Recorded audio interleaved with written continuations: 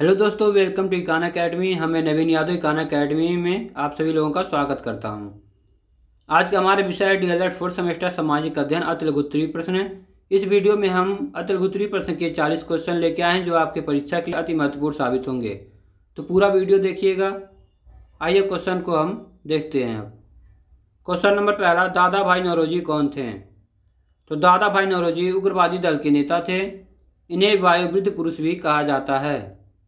Question number 2, Gopal Krishna Gokhale का जन्म कब और कहाँ हुआ था? तो गोपाल कृष्ण गोखले का जन्म 9 मई 1866 को महाराष्ट्र के एक निर्धन परिवार में हुआ था। 1905 में इन्होंने भारत सेवक समाज नामक संस्था की स्थापना की थी।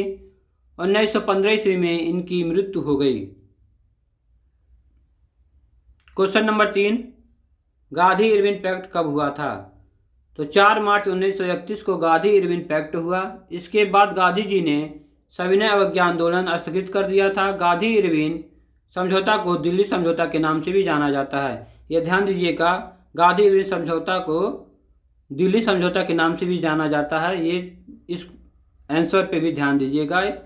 हो सकता है आपके बहुविकल्पी क्वेश्चन में 1 नंबर ये पूछ लिया जाए। अब आते हैं क्वेश्चन नंबर 4 पे। पूना पैक्ट क्या है? तो पूना पैक्ट 24 सितंबर 1932 को गांधी जी और अंबेडकर के बीच हुआ एक समझौता है, जिसके सांप्रदायिक पंचायत में दलितों के लिए प्रांतीय विधानसभा में पृथक प्रणाली को समाप्त कर उनके लिए 71 के बदले 148 स्थान सुरक्षित रखे गए। क्वेश्चन नंबर 5, द्वितीय गोलमेज सम्मेलन कब हुआ था? तो 7 सितंबर 1930 को द्वितीय गोलमेज सम्मेलन हुआ। गांधी जी ने इस सम्मेलन में भाग लिया था। क्वेश्चन नंबर 6, द्विराष्ट्र के सिद्धांत का प्रतिपादन किसने किया था? तो जिन्ना ने गांधी जी पर हिंदू राज्य स्थापित करने का आरोप लगाकर सांप्रदायिकता को भड़काते हुए द्विराष्ट्र सिद्धांत का प्रतिपादन किया था। क्वेश्चन नंबर 7, महात्मा गांधी को राष्ट्रपिता क्यों कहते हैं? तो भारत के वर्तमान स्वरूप की परिकल्पना, उनकी आधारभूत वैचारिक संरचना, निर्माण पद्धति, दिशा निर्धारण सभी कुछ महात्मा गांधी के कारण संभव हुआ है। भय, संदेह एवं कमजोरियों से देश को मुक्त करके अभूतपूर्व शक्ति का संचार करके गांधी जी ने नए भारत का निर्माण किया था। इसलिए इन्हें राष्ट्रपिता कहा जाता है।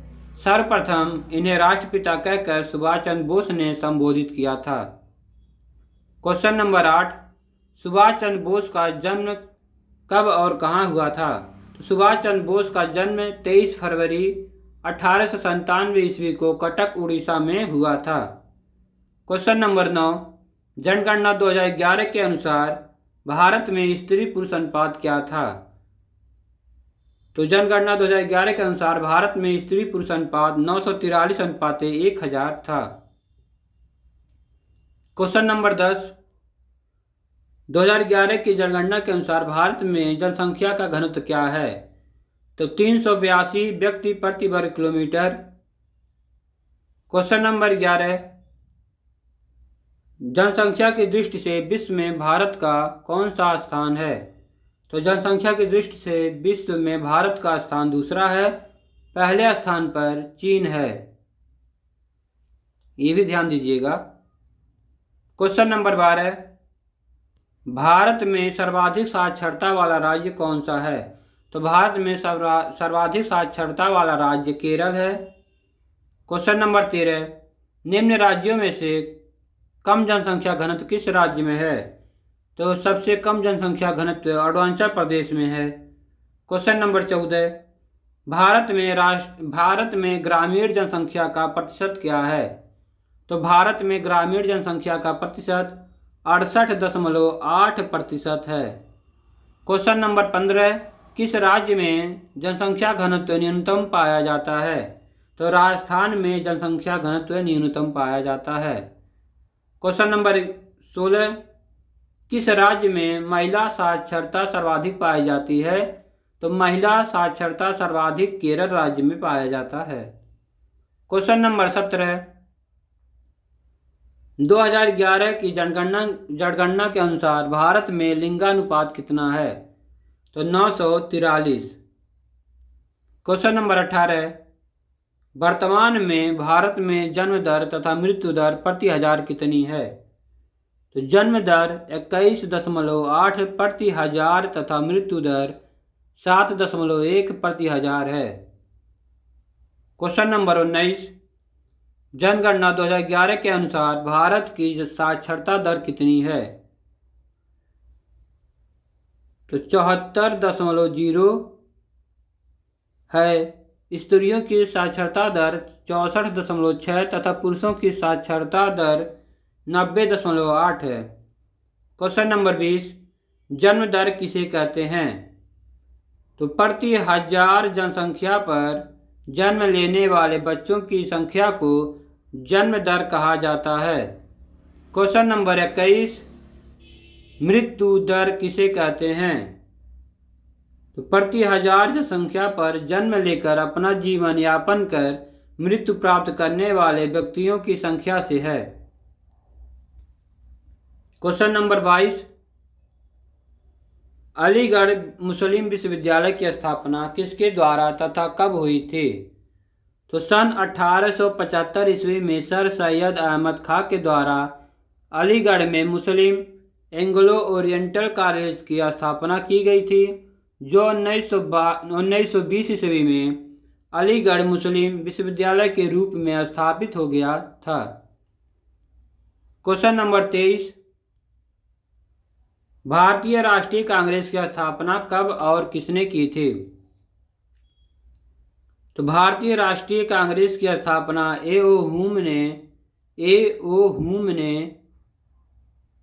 1885 ईस्वी में की थी।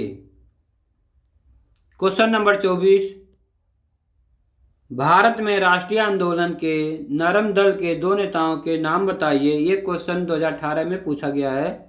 अथवा राष्ट्रीय आंदोलन के प्रथम चरण के उदारवादी आंदोलन के प्रमुख नेता कौन थे? अथवा राष्ट्रीय उदारवादी आंदोलन के प्रमुख नेता कौन थे? ये तीनों क्वेश्चन एक ही प्रकार के हैं, इसलिए अथवा करके थोड़ा सा इन तीनों क्वेश्चन में अंतर दे दिया गया है। और ये तीनों क्वेश्चन आपके परीक्षा में बीटीसी में पूछे गए हैं। तो आइए इसका आंसर देखते हैं। राष्ट्रीय उदारवादी आंदोलन के प्रमुख नेता दादा भाई नौरोजी, महादेव गोविंद रानाडे, फिरोज शाह मेहता, सुरेंद्र नाथ बनर्जी, व्योमचंद बनर्जी, गोपाल कृष्ण गोखले, मदन मोहन मालवीय, के मित्ता तथा पृथ्वी चंद राय थे। क्वेश्चन नंबर 25, थियोसॉफिकल सोसाइटी की स्थापना कहाँ की गई थी? तो 1875 ईस्वी में अमेरिकन कर्नल हेनरी अलकाट एवं रूसी महिला ब्लावेस्टकी न्यूयॉर्क में थियोसॉफिकल सोसाइटी की स्थापना की गई थी।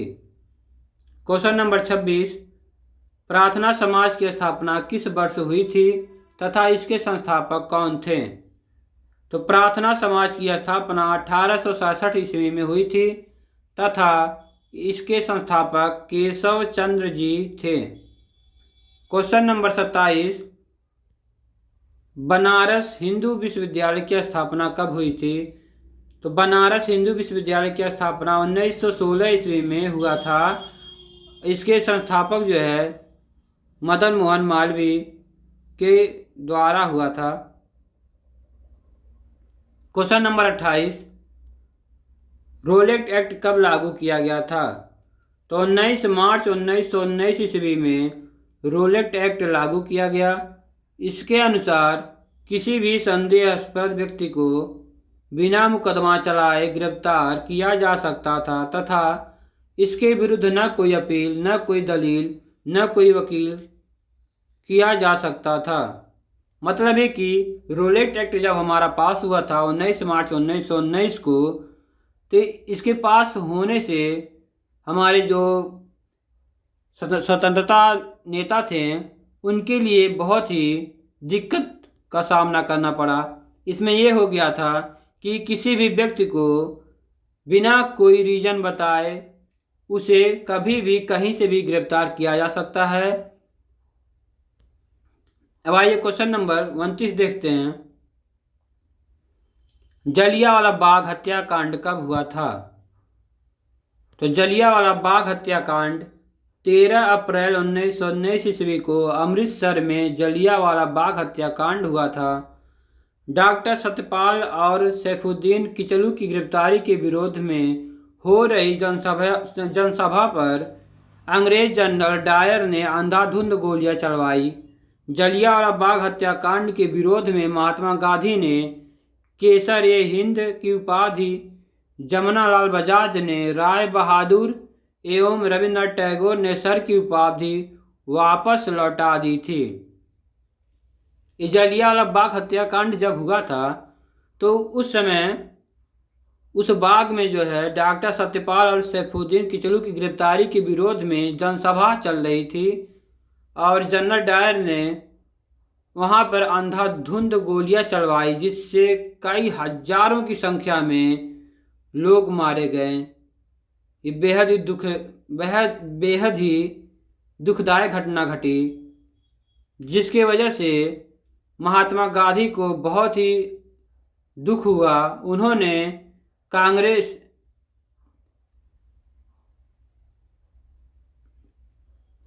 महात्मा गांधी को बेहद ही दुख हुआ और उन्होंने केसर-ए-हिंद की उपाधि ब्रिटिश सरकार को वापस लौटा दी थी। क्वेश्चन नंबर 30, रामकृष्ण मिशन के कार्य लिखिए।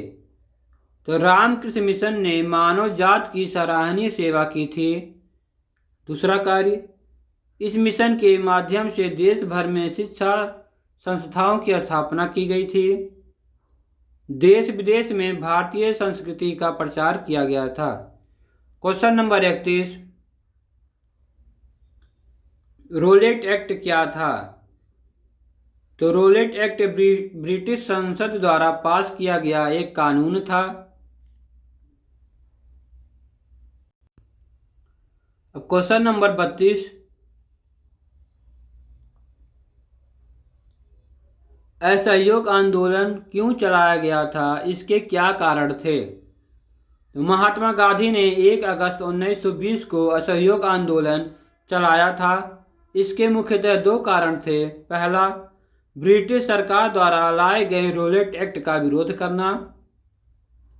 दूसरा, जलियांवाला बाग हत्याकांड का विरोध करना। क्वेश्चन नंबर 33, खिलाफत आंदोलन क्या था? तो भारत में मुस्लिम टर्की के सुल्तान को इस्लाम का खलीफा मानते थे। प्रथम युद्ध के बाद ब्रिटिश सरकार ने टर्की साम्राज्य का विघटन कर डाला। इसमें भारतीय मुसलमान नाराज हो गए, अतः भारतीय मुसलमानों ने खिलाफत आंदोलन शुरू कर दिया। क्वेश्चन नंबर 34, साइमन कमीशन क्या था? इसका विरोध क्यों हुआ?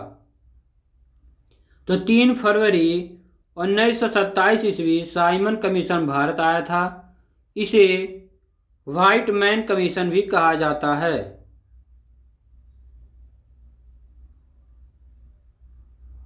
यह कमीशन पूरी तरह अंग्रेजी कमीशन था। इसमें भारतीय सहमति नहीं थी।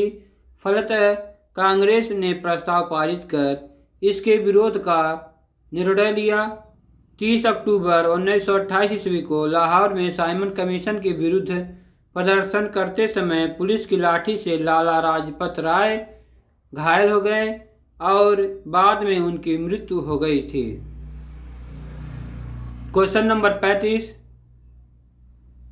1857 ईस्वी की क्रांति कहाँ से प्रारंभ हुई थी? तो 1857 की क्रांति 10 मई 1857 ईस्वी को मेरठ से प्रारंभ हुई थी। क्वेश्चन नंबर 36, 1857 ईस्वी के स्वाधीनता संग्राम के 4 प्रमुख नेताओं के नाम लिखिए। तो 1857 के स्वाधीनता संग्राम के 4 प्रमुख नेताओं के नाम निम्नलिखित हैं। पहला तात्या टोपे, दूसरा नाना साहेब, तीसरा मंगल पांडे, चौथा वीर वीर बहादुर जफर, इसे हम बहादुर शाह जफर भी कहते हैं। क्वेश्चन नंबर 37, मंगल पांडे कौन थे? मंगल पांडे को फांसी कब दी गई थी? तो मंगल पांडे बैरकपुर छावनी के सैनिक थे। 29 मार्च 1857 ईस्वी को मंगल पांडे नामक सैनिक ने बैरकपुर में गाय की चर्बी मिले कारतूसों को मुंह से काटने से स्पष्ट मना कर दिया था। इसके फलस्वरूप उसे गिरफ्तार कर 8 अप्रैल 1857 ईस्वी को फांसी दे दी गई। क्वेश्चन नंबर 38, सन 1857 ईस्वी में बैरकपुर छावनी में 2 ब्रिटिश अधिकारियों की हत्या करने वाले सैनिक कौन थे? तो मंगल पांडे थे। क्वेश्चन नंबर 39, बहादुर शाह जफर कौन थे? तो अंतिम मुगल सम्राट और दिल्ली के शासक बहादुर शाह जफर थे। क्वेश्चन नंबर 40, तात्या टोपे कौन थे? तात्या टोपे को फांसी कब दी गई थी? तो तात्या टोपे का वास्तविक नाम रामचंद्र पांडुरंग था। 18 अप्रैल 1859 को शिवपुरी में अंग्रेजों द्वारा उन्हें फांसी पर लटका दिया गया। आपको ये वीडियो पसंद आया हो तो वीडियो को सब्सक्राइब और लाइक ज़रूर कीजिएगा, ताकि डीएलएड के सभी सेमेस्टर के सभी विषयों के वीडियो हम आपको उपलब्ध करा सकें। धन्यवाद।